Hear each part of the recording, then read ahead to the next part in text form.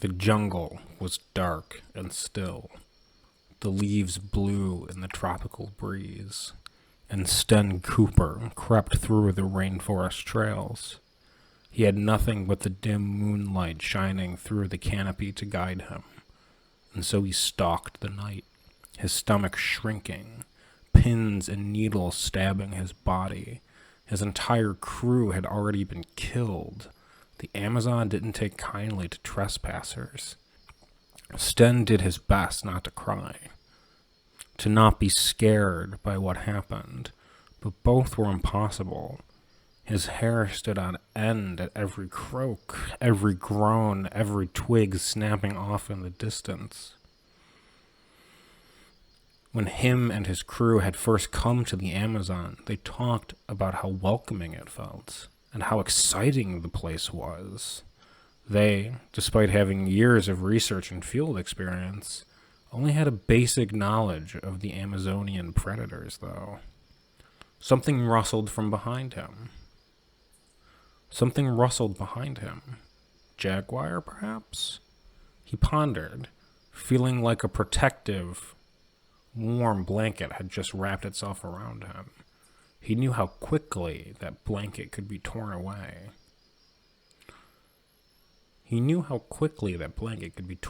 Though. He stopped, going still, his breath caged in his lungs as he tried not to breathe too sharply or squeal. He waited. He thought if he waited any longer, he'd collapse. There was something there, but Sten didn't know what yet. Even though he expected to die, he was just unsuspecting prey, a fish on a hook ready to be pulled out of the water. Sten knew if he didn't escape the jungle alive, the beast would claim 1,000 more lives. Someone has to hunt that thing down, Sten had thought to himself earlier that day. He thought about how Atchison had been ripped open from the stomach, gutted, and then hung from the tree by his own intestines as the rest of his organs were consumed, the brain matter slurped from his corpse like soup. That was only one of many creative ways the creature liked to feast and then display its prize. Poor Atchison, he thought. Sten remembered watching the monster as it stuck a thin appendage up Atchison's bloody mouth, then began to suck out the brain matter, crushing his skull. Sten had thanked God multiple times for sparing him. He waited up in a tree for hours, then climbed back down as the sun was setting, painting the sky orange. Sten had spent a lot of time trying to study the landscape and remember if he had already passed through the area or not. It looked familiar enough to him.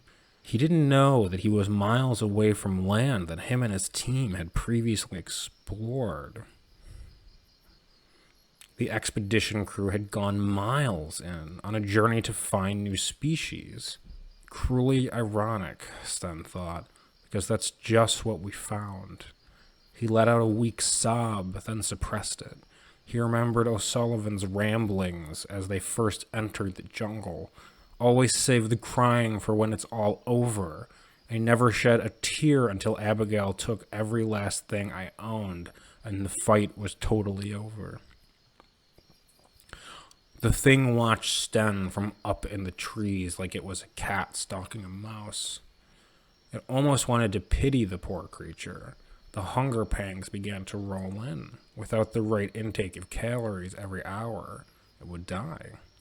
The monster paused and waited, deciding to taunt Sten. He rustled the branches of a nearby tree, and Sten whipped his head around, eyes wide open.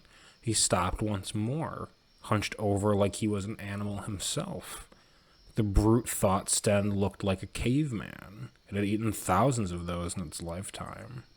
Sten couldn't see the beast yet, but he was beginning to sense that it was there. His breathing started to quicken, as did his pulse.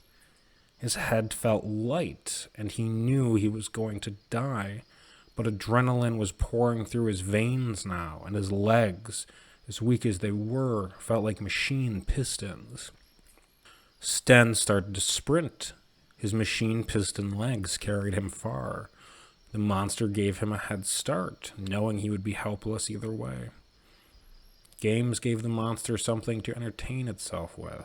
After eons of life, the beast had gotten tired of the hunt and got creative. Sten bounded over a log outlined in the silvery moonlight. When he landed, his speed almost doubled. His legs were sore, his lungs heaved.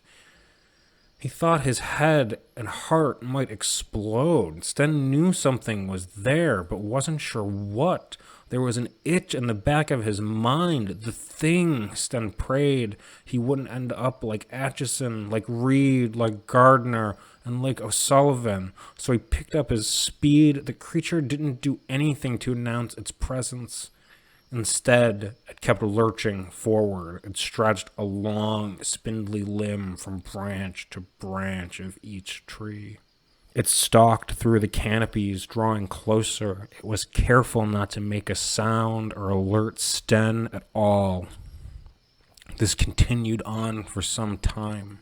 Sten's pace continued to grow faster. The monster thought to itself, I might be a little too old, and he might be a little too young. Sten was losing breath.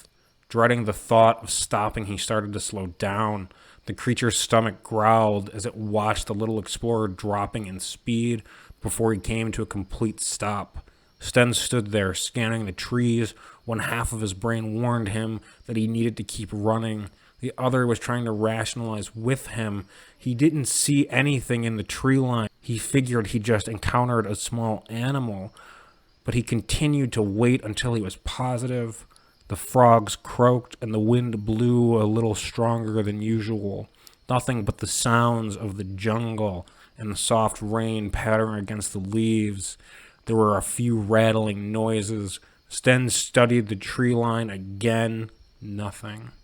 He had that dreamy, drifting feeling one gets while debating whether or not they should be afraid. Something moved above him. Sten didn't notice at all, and instead he continued to walk. He had nothing but the slightest clue as to what was going to happen next. When he moved on, walking down a small clearing, he gripped tree branches just to be sure he was walking in the right direction. Unable to see anything, a few birds howled at something, and he thought they might have just been attacked. Sten pondered if it might have been the creature, though he realized they wouldn't have had time to squawk. They would have just been swallowed whole in the beast's massive jaws. The leaves shook, and Sten murmured to himself, "Has to be the wind." He was unaware that he'd entered the denial state. Death had coiled itself around him, but he didn't want to believe that it was there yet.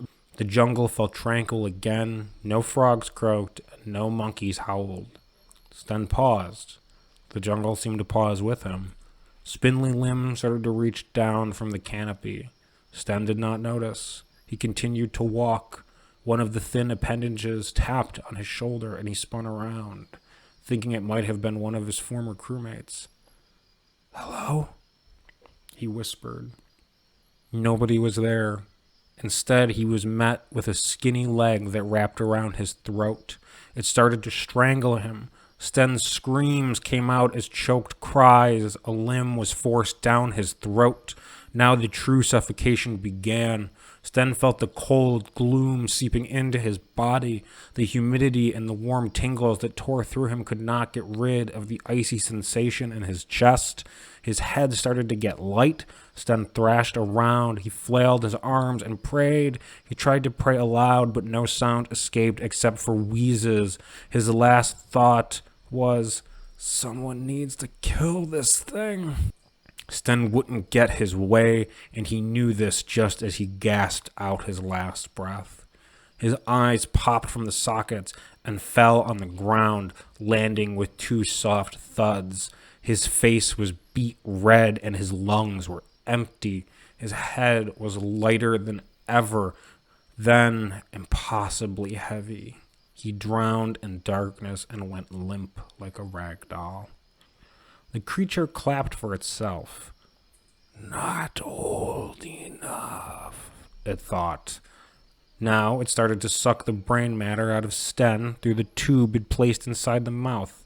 Using a clawed arm, it sliced open Sten's chest, bones cracking and snapping loudly with the maneuver. A waterfall of blood poured out, painting Sten's clothes crimson. Using a pair of hands, the beast began to pull out organs and carried them to its enormous jaws, dropping them into its mouth and chewing. The organs crunched and popped, saliva dripping from its fangs. When the creature was done feasting, it hacked Sten up into tiny morsels and pulled its 32 different arms, legs, hands, and claws back into the canopy, stretched and started to flow from tree to tree, hanging in the space between the jungle and the sky above. From all around it, in a flurry of shaking leaves and rustling sounds, came its hundred of different siblings.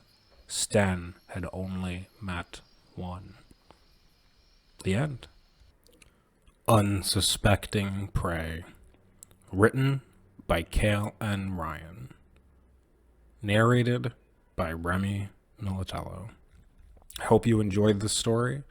And again, please check out Cale Ryan's Instagram @_Cale Ryan. And please join me again next week. Keep creating and stay safe.